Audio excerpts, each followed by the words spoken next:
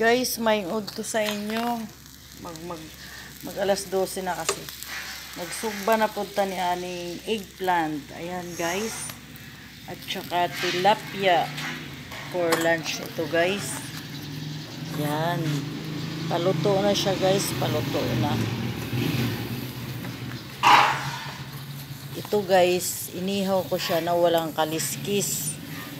Kasi kailangan tanggalan siya ng kaliskis. Ang kakain kasi ay Chinese. Kaya walang kaliskis. Pero itong eggplant, babalatan ko to guys.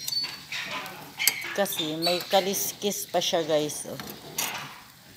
Luto na sila guys. Konting in-ina lang. Yan. Good morning sa inyo guys. Good morning. Yan. Maya guys, luto na ito.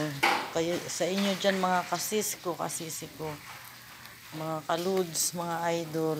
Good morning sa inyong lahat. Yan. Kadami na naman ang kain nito guys.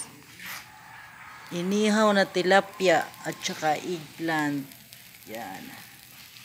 Luto na